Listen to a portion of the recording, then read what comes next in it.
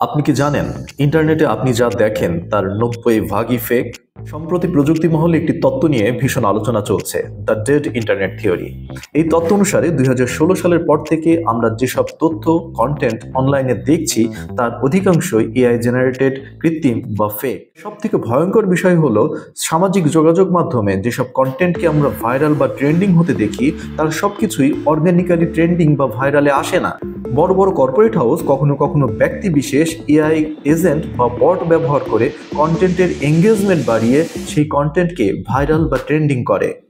অর্থাৎ অনলাইন জগতে আমরা কোন বিষয়টি নিয়ে উত্তেজিত থাকব সেটাও ঠিক করে দেয় অন্য কেউ। ফেকের এই যুগে আপনি আমি হয়তো মানুষ, তবে বর্তমান সময়ে এই তথ্যটাও বিশ্বাস করাটা ভীষণ জরুরি যে আপনি আমি যেসব অ্যাকাউন্টকে ফলো করছি তার সবগুলোই হয়তো মানুষ দ্বারা পরিচালিত হয় না।